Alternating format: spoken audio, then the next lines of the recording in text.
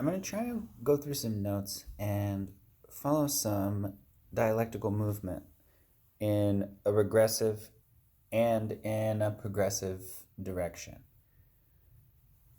These are notes that I made a couple of nights ago, and I just want to follow through some of the thinking and conceptual movement I was making as I moved from specific items back to generalities, and then the other direction as well. So, just to start out, I was starting by looking at the specific organization. So, this is some kind of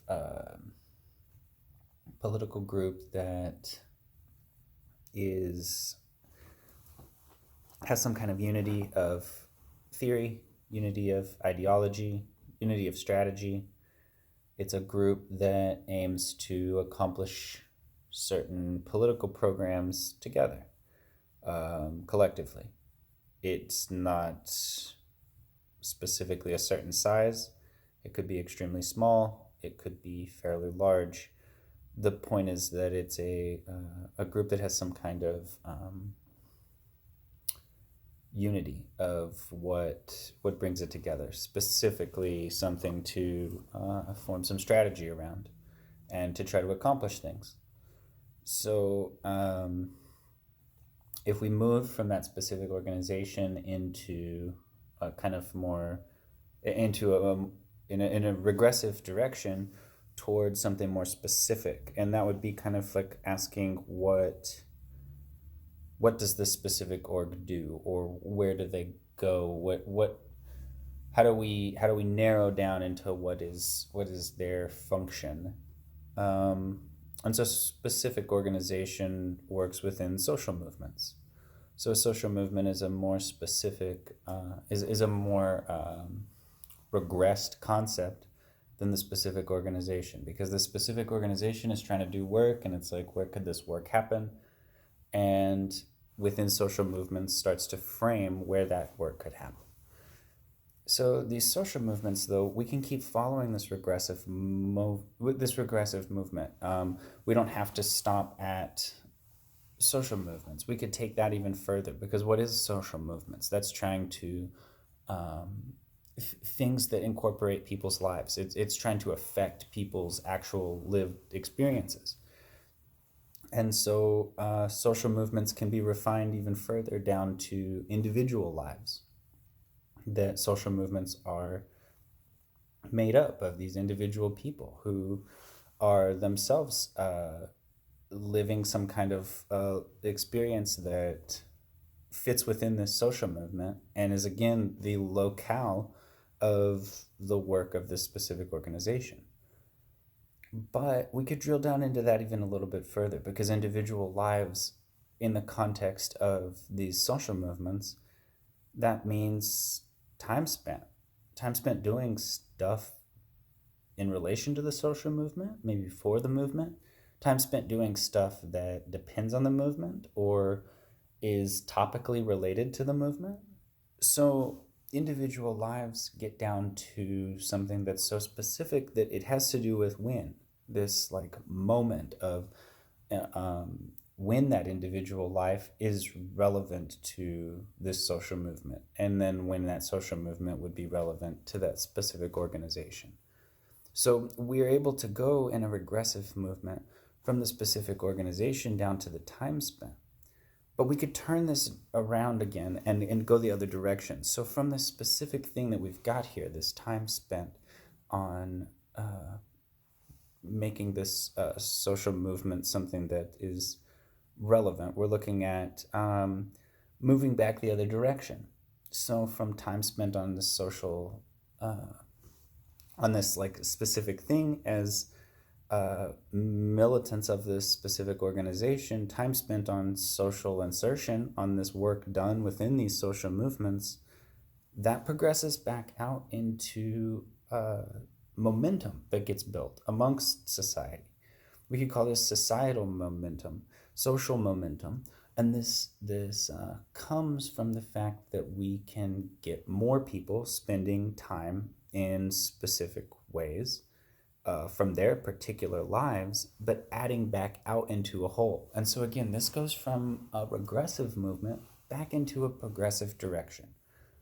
And this is progressive in the sense that we're moving away from the specific.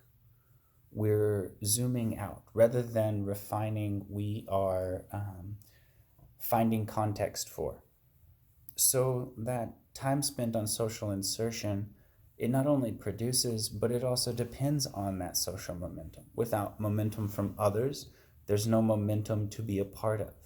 So time spent goes into social momentum, but social momentum can still be zoomed out from. We can continue thinking in this progressive direction of social momentum over time, accumulating social power. That this momentum is generating something, that the thing coming from this is larger than those instances of momentum or than those specific accumulations of the individual time.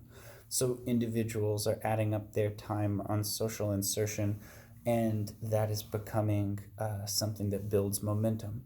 That momentum continues to build into something that's perpetuates, that sustains, and becomes an even larger context. That larger context would be social power, but not just social power in a general sense. This would be social power over time. Social power over time. Social power over time, if we zoom out a little bit further, that means social revolution. Social power sustained over time, the context of that would be social revolution. That is an example of this revolution that we're talking about is as a kind of ideal, but we're able to move there from this specific time spent of the individual. So if we go from social revolution and we turn ourselves back around and we start moving in a regressive direction, we can see that social revolution, if we zoom down on that, that would really be trying to get a kind of autonomy. That it's coming back to refining down of what would social revolution be providing to in specific circumstances. And that autonomy would mean that, like, we don't know what it would provide, but we know that it would provide, it would need to be able to provide people deciding for themselves what this revolution would be providing. And so one of the most specific things that we could get to would be autonomy. But if we drill down on that even more, this isn't just autonomy of like whatever. We're not talking about liberal rights. So autonomy, not like in this sense of like you can decide what you want to say, or you can decide what you want to buy at the store. This is an autonomy of your labor. This is an autonomy of how do you spend your time working. If we think back to spending this time and how that adds up into this social revolution, then how is that time spent working autonomous? How does it fit inside of the context of that social revolution? Well, that time spent working, in order for it to be autonomous, in order for us to keep refining on that more, it's kind of like, well, why do you work? Why would someone work? What is the work for? What's the driving thing behind that? If we continue in this regressive direction, the work is for need. But this need is not just some kind of like, oh, we need to eat, we need to drink.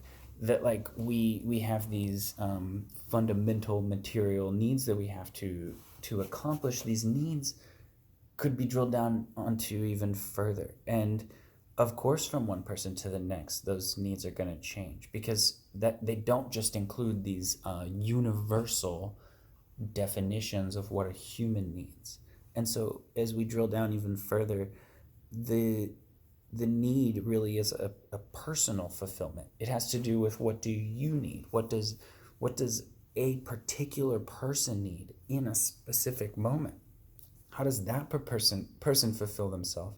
And how does that address the need that they, how can that person fulfill themselves through their work that is provided, that's allowed to exist autonomously through this social revolution? So this gets us back down into the really specific thing again. And we can move out one more time. And we could do this indefinitely, but just to show one more time, if we go from the personal fulfillment and we turn and we move in a progressive direction back from that, personal fulfillment would need a context of conditions for fulfillment. You couldn't fulfill yourself if you don't have the material resources or even the immaterial resources, things like knowledge or confidence or communal support, societal acceptance, time. You need the conditions for fulfillment. So some of this might mean free time. Some of this might mean the machine to be able to do the thing that you're wanting to do or need to do. Some of this might mean the good that's already been produced by someone else's labor that you need to be able to use, and that good becomes part of the conditions for your own fulfillment. So these conditions for fulfillment are the context for the personal fulfillment. In order for us to have that personal fulfillment, we have to be in an environment, we have to live in a world where personal fulfillment would even be possible. And if we zoom out from that, continuing in this progressive direction, the conditions for fulfillment would require certain aspects of those conditions to be enduring. Like some aspects of those conditions, they might just need to be there for you to start doing something, right? Like maybe you just need a spark to start a fire, and once you've got the fire going, it's fine. But other kinds of contexts, other kinds of fulfillment, especially not just once, but over time, are going to need some aspects of these conditions to not just be fleeting. They can't just be temporary. They need to be something that we can depend on existing. Because in order for us to even know what we would need to be doing to fulfill ourselves, we would need to know that we're in a context, that we live in a moment where investigating that does not put us at risk of some other fulfillment that we do already know. So it's only through the enduring aspect of certain conditions that we could even hope to develop the knowledge about what to do to fulfill ourselves. So if we zoom out one more time from these enduring aspects of these conditions for fulfillment. So if we want to fulfill ourselves, we need conditions. And if we want to fulfill ourselves over and over again or in new ways in the future, we need some kind of persistence of those conditions. If we zoom out from that again, the persistence of those conditions that we would need for fulfillment, this is synonymous with the communist horizon that we would need in order to accomplish fulfillment personally. So again, by moving from a regressive to a progressive direction, from a progressive to a regressive, refining, zooming out, zooming back in, this moving back and forth, we're able to see relationships between these things. We would not be apparent if we just said, what is a communist horizon? What is personal fulfillment? What is the specific organization? What is social revolution? But through doing this, we're able to see that communism is something that creates the context for personal fulfillment. That personal fulfillment is the specific accomplishment of social revolution. That social revolution is built of time being spent by individuals to build this momentum, to sustain this power.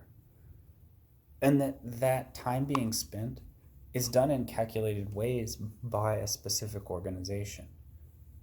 And so we're able to move from one thing to another, not to reaffirm and reassure ourselves of what we already know about those things, but to reinform us and find new connections that can take us back to those same points, so that we don't have to think in such a linear fashion to say, how does our specific organization lead to a communist future where personal fulfillment can happen?